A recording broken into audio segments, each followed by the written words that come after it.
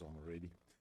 It is a tremendous joy to be here with you all. And let me just say a few things before we get into the this partnership that we have in Africa. First of all, thank you for prayers and all the thoughtfulness. You know, we had to cancel last time we came. I had no idea how bad shingles can be, but my wife got it on the side of her face initially. That's what we saw, and on her scalp, but then it went into her eyes. And so for about 2.5 months, she couldn't see, and there was panic attacks and just.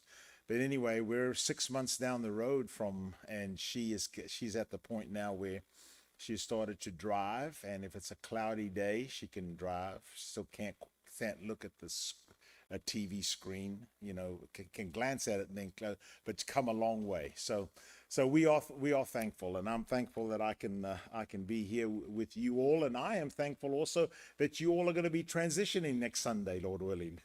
And I've several have expressed to me how excited you are and what's taken place over there, and I think I might take a glance at that before I leave today. But anyway, it's great to be with you all here at Southside, and we appreciate the partnership that you all have had with us. And I want to bring you up to date where we are. Let me just say, Sherry and I were in Africa last July and August, and then we got back in September, and that's when it started for Sherry. But I am heading back. We don't know if she'll be able to yet, but we are planning like she's going to go. But April the 3rd, we're heading back, and then we've got a full summer slated. So of 3 different campaign teams coming in at 3 different times during the summer, and so it's going to be a really busy year. Things are very much under control as far as COVID is as of now in Southern Africa. Uh, Omicron variant has dropped and it's real low, and so we are going. I do want you to know that when we went, well, you know, when it was July and August, it was really intense there. And so I went to several countries, and I had to have PCR tests, you know, done every time we went to a different country. And so I've told people, please be patient with me because I think I've lost a few brain cells, okay? Whoa, yeah, you kind of find that. But anyway, God's been good. So we have the ACT project, and this is, this is something that you have been a part of. You are a part of our work on several levels, but this is one. And who would have thought? Last month we began our 14th year, and so the goal was one 20-foot container a year. That was our goal. Oh, us of little faith! You can see by that number, there's no way. And so we're shipping 40-foot containers. Now, right now, it's really tough, okay, because of the supply chain, and it includes containers. I'm so thankful. My son Lee, he heads it up, the ACT project, and we were able to get a 40-foot container last year to Lesotho, and then a new one to Namibia. I say a new one to what I mean is our first one to Namibia, a new country that we have opened up. So we in 6 countries now. When we started with you, we used Zimbabwe as our base, and that's where we began. We're now in 6 countries, okay? And so we added Namibia, and this is pictures of the Namibia one being unloaded. And so thankful that you have been a part of this. You've helped set books and clothes, and so. In fact, Vicky Champion here is going to help me load already after church, So some of you individually have helped with wells. I want you to know that this little boy started in our feeding program. He's orphan. Jacob has parents are both dead of AIDS, but he is taken care of by the Nketa 9 Church of Christ. One of the ladies has taken him in, and he has got such a happy disposition. And so we're glad for what the wells do, and thankful. This was our 100th well. We've done 107. Our goal was 50 wells in 10 years. So you can see we are really moving. And she is, I just love this picture. I mean, the smile is fantastic, but she was doing the 3 mile round trip at this particular village to go get water. That's bucket on your head, carry. And now she is so happy because now the well is about 100 meters from her hut. No, she doesn't have indoor plumbing, but man, is that an upgrade, in her mind. So I love her. This is, of course, in Zambia.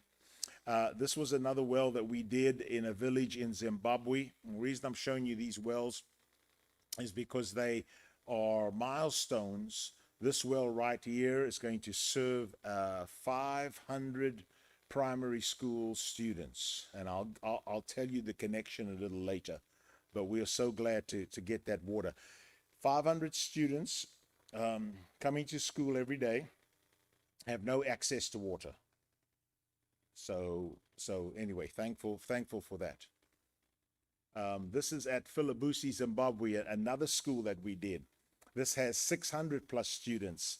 And you know what they did? The grades would take a turn a day to go get water at a well that was half a mile away. So it's your grade today, you go get the water. So they'll miss whatever classes they got to miss. But that was how it did. But now we've got a well there, and we are thankful to that. And realize this opens up all kinds of avenues for us, okay? Both of these schools now, we are sharing the Word of God. What I mean is these are public schools that now give us the opportunity to come and teach Bible in the school. And you couldn't have done that without drilling a well. This was the last well we did. And you can see it's blue skies. When I got there in August, that we were looking at this place to drill. It's a lot of elderly people. They had to pay guys that had donkey-drawn wagons to go get their water for them. So we said, okay, we'll drill at Alisdale. So I got the news. Brother Flynn, we didn't hit the river. We hit the lake. So, I mean, there's so much water there. So what we have done is we have, don't have the pictures yet, although it's completed. We have put solar panels. And so those elderly ladies don't have to pump, the water with a hand pump. Some of them had arthritis and, I mean, it gets difficult. And then this is our school year in Zambia that didn't have a well either. And the evangelism the opportunities are just tremendous. I just like this. I just kind of figured in that mind, well, we get in a well. Do you know what a celebration that is? When we open a well, when the well is done, got the pump and all that there, government officials come. I mean, they come in their trucks, and I mean, it's a big, big deal. And it's a great opportunity because I have a chance to share the gospel of Jesus Christ while we're talking about the well. I mean, is there any better intro about water to go to living water?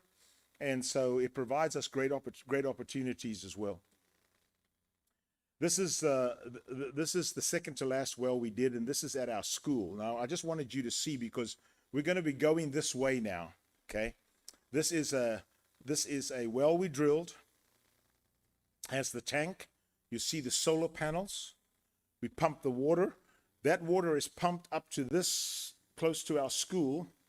Well, it's in both wells in the school campus, but this gets close to where our church is planted, and we got another tank there. And as you can see, we've had a lot of baptisms from opportunities given to us. Now, the fence is there not because people come in and try to steal. Just because there's animals that come through there. And I'm not talking about possum either, So, you got those things with those long trunks. They kind of lean on it and bends it, and there goes your solar panel, So here is the stats on it. Currently, 107 wells we've drilled in the 13 years. We are providing water on a daily basis, 10 times the population of Hopkinsville.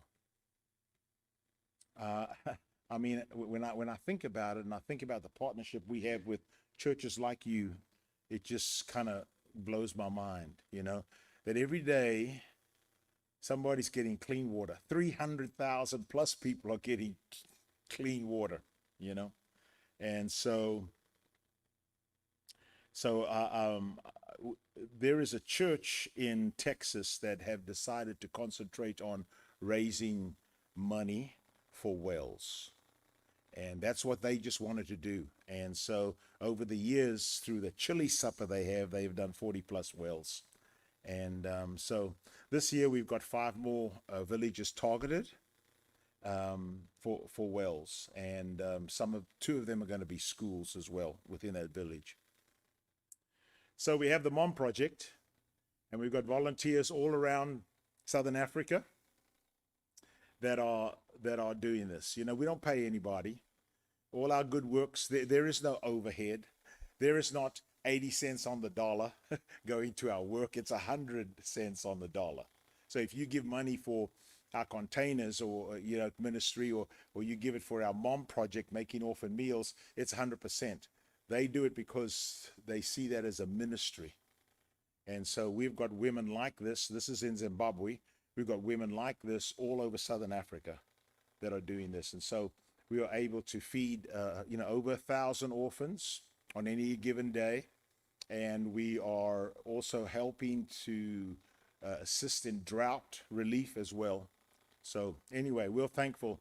And what you see in Africa and see in the village areas is you'll see children helping children. Because you go into some village areas and there is no adults 30s and 40s. Many of them are dead of AIDS. It's not as bad as it used to be, but there's a lot of orphans, and you see these children helping. Sometimes parents have gone, grandmothers trying to take care of them. Parents have gone to trying to find work in South Africa or another country, and so they're helping them. So you see this everywhere, and it's quite moving. How do you like that plate of food, eh? And I tell you what, that plate of food will be demolished. There won't be anything left. I've got wonderful grandchildren, but I have never. Well, let me put it this way. The children we feed in Africa never say, "Ooh, I don't like that." My grandkids are good grandkids, but I've heard that from. So, in spite of COVID, this is what happened last year. We had 629 to be baptized into Christ. And during these 13 years, now we're beginning our 14th year, we've planted 90 churches. And I might just say this too that I didn't put down there. We have also been able to appoint 10 elderships, which is really a big step in Africa and in our work. And that's where we want to go. We don't want to have.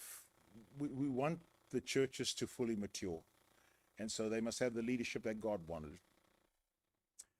All those baptisms, I want you to know, 72% retention right now.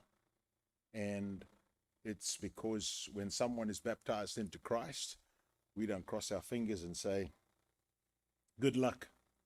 We grab them right away. We know they are added to the body of Christ, but we get them on a special training program. We want those babes to get mature and get as much knowledge as possible. And then we plug them, we let them choose what one of our good works that they want to participate in. You want to feed children? You want to go visit at the schools? You want to help with our well program in the villages and help grow vegetables, whatever. But we try to get them inserted maybe on 3 different levels when it comes to church life. And that really helps with retention because they get it, they get the community spirit in them then, And so we are thankful, and we are real proud of that, We're real proud of it. Because COVID is relenting, not only relenting, I say maybe temporary, but the attitude has changed also in Africa. It's kind of like, okay, we've got it in the sense it's around us, but we gotta live. And so this year is going to be easier because the governments kind of have that attitude. Let's do everything that we can, but we're not going to go shutting down like we used to before. So we've set a goal of we want to add 1,000 to the body of Christ this year. So, and plant 4 more churches. Glasses. So any of you that you might have glasses, but your arms are still not long enough. Okay. And so you've had to renew them. Here is not a big deal. You go to Walmart, you just go get what you want, or who optometrist, not there. And I want you to know, all those ladies, the glasses that they put on, they were having difficulty reading. Some of them are, they're having difficulty reading. The guy on the right is a minister of the gospel, Brother Moyo, and he hadn't been able to read the Bible in 2 years because he didn't have glasses. And so he asked his wife to read to him so he could prepare his lessons. And so when he was shoveling through that box of glasses we had brought, he found a pair. And then he still couldn't read because he started crying because he could see. It was just just fantastic. So anyway, I just want you to know, if you've got glasses at home that are laying around that are not going to be used again, then we want those. We want those, and we'll get in with the other stuff that you usually put together for us. We'll pick them up. Bibles. We are always buying Bibles, and I say we're always shipping Bibles, but we're also buying Bibles because people in the rural areas, like this gentleman, his age, he's right there at 60. He can't read. Can't read. He doesn't know English well. Adults in the rural areas, young people in Southern Africa, they speak English. Most of them speak about 3 languages. They speak English, but not him. So, but I just thought that was just a great picture in a mud hut. The Word of God, whether we're sitting here in this gym or whether we're there, the power of it is still there. This is a special picture. It's a primary school, and we gave them New Testaments. And so for the first time in their lives, they taking a New Testament home. They really don't know about Jesus Christ much at this point. But this is one of the schools that we've been able to go into and share. And so we were excited. I just thought that was a wonderful picture for them taking the Word of God home. Now, I just want you to know that kids all over the world, boys, are the same in some ways.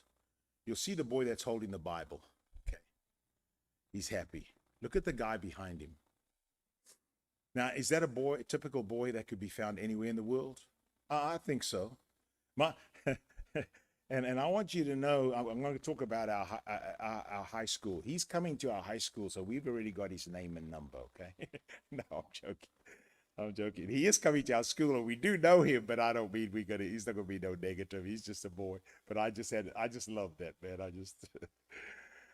So we have had our clinic opened in 2017, and we've had over 200 babies born there already. And we are so thankful. And there's so many other things the clinic does. And just let me remind you that this clinic is a free clinic, and that we finance the clinic through our agricultural program. Roughly, we provide most of the funds of the clinic from our tomato plants, of which we'll grow between 50 to 60,000 a year. Okay. So it's 9 months summer, 3 months early spring there. So you can get 2 crops in. And so we plant, man, and our tomatoes, and because we've got wells, we have our own water. Everybody's selling when the rains come, and the tomatoes come. We wait until it's dry, and then we have our tomatoes ready to take to market. Well, we don't even take it to market anymore. They come and get it now. We don't even deliver. So that's paid for that clinic. And we are so thankful, because remember, one of our goals is for them to be self-sufficient. When the day comes, if the Lord tarries, that Sherry and I are not able to maybe go to Africa like we do now, we want to walk away and know that they're taken care of without any monetary help from across the pond. Now, if people want to help, that's fine. That's fine with me. But that's what we want to do. That's what we want to do. That's our goal. And we're 3 years into this 10-year goal. Okay, and so we way ahead already. So, February the 14th of this year, Valentine's Day, our high school opened. And I got to tell you, you've heard me talk about it, how we were given land and this and that, but it opened, and so we are just so ecstatic. Our goal is a grade a year, so we start with a freshman class, grade a year. By the time those freshmen are seniors at that high school, we want to have the first year of university ready for them. So it's possible that for many of them, we will have them for about 10 years or 9 years. And I'll guarantee you this, because if they went through the whole 9 years, it means they've applied themselves. They have learned, and they're going to do well in whatever field that they decide to go into. It's going to be a Christian university, liberal arts like Lipscomb, Freed, whatever. But they're also going to know Jesus Christ and have a relationship with him, and they're going to know how to plant churches. And so this is the beginning of a awesome evangelistic vehicle, Amazon Christian Academy. And so that's our welcoming gate.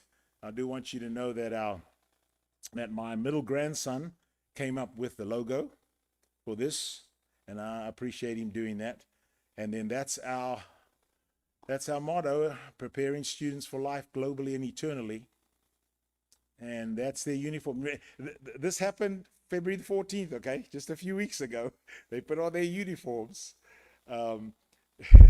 Sorry.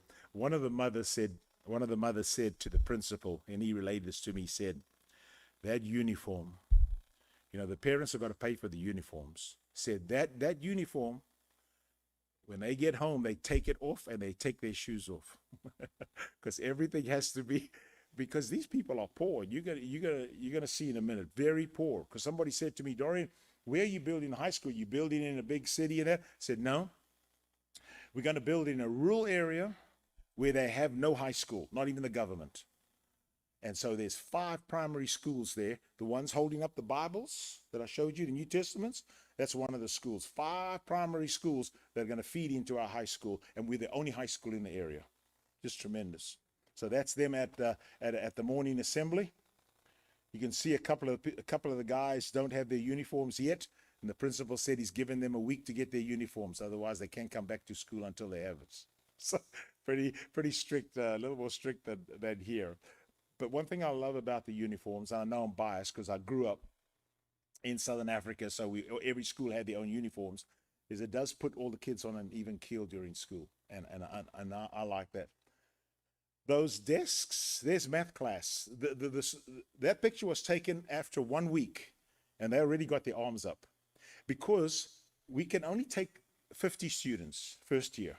Now the school is going to be built for 1,200, but we're going slow. So I know those kids have been told by their parents, do not blow it.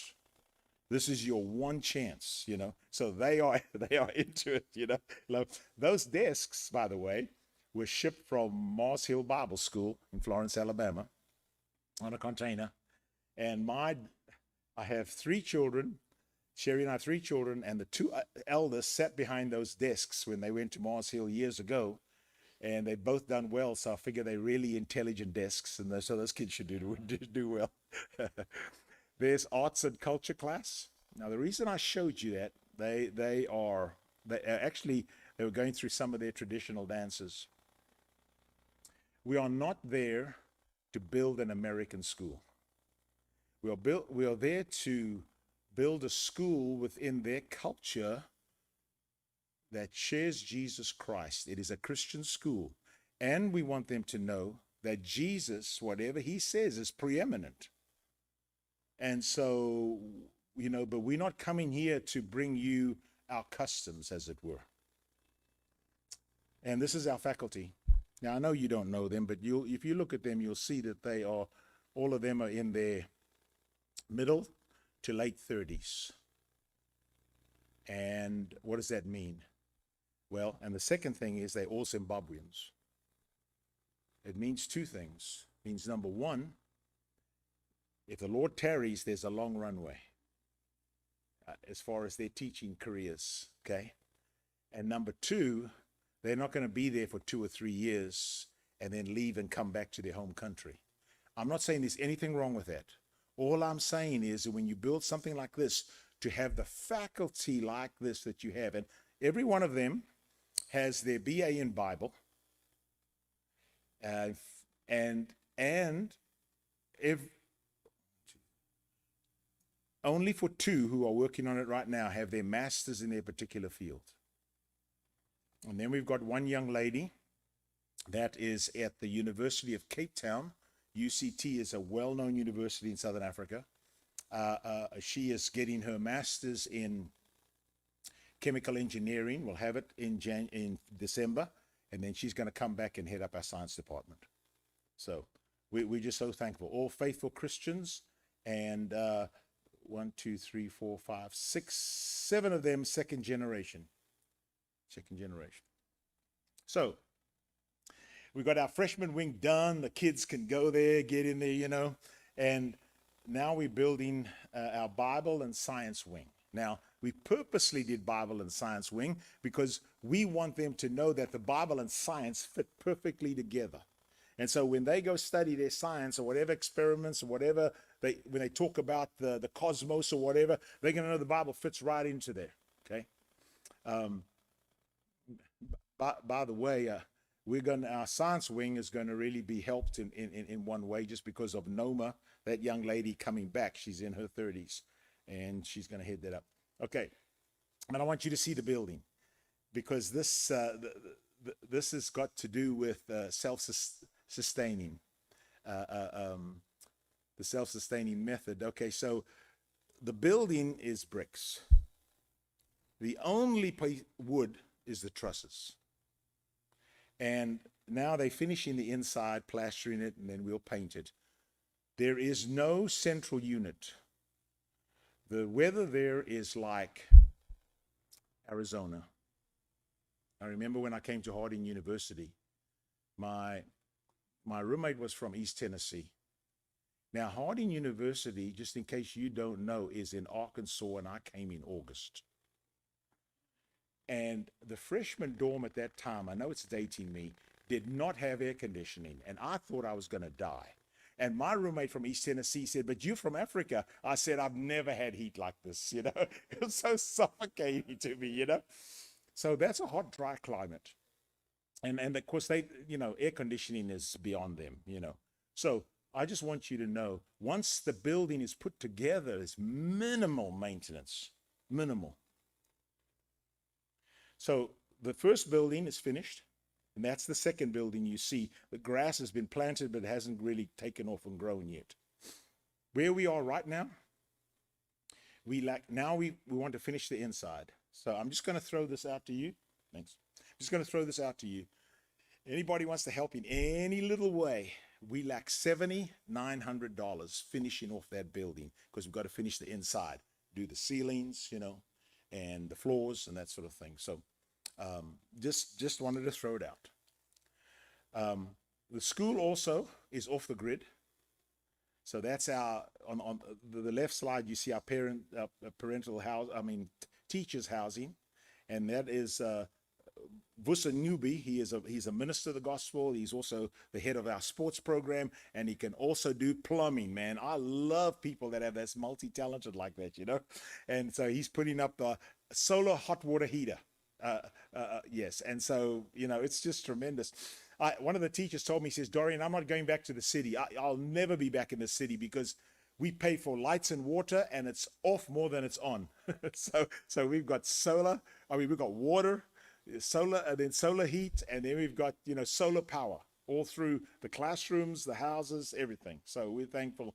And then we've got satellite out there. So if you've got satellite out there, I mean, why would you want to go to the city now?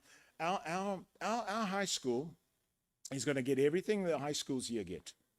What I mean by that, the opportunity of information. Do you know that in Cape Town, South Africa, you can go buy this metal box? It looks like a gun box. I mean, it just looks like a hunter going to Africa from the United States. He's got his lockdown gun box. But in that box is all these iPads. And we're going to provide them for our students. Of course, the gun box there is for safety, and you just take it with you. The principal takes it home, basically, with him. But what I'm saying is they'll be able to connect, because we have satellite, to all the info that our schools have here.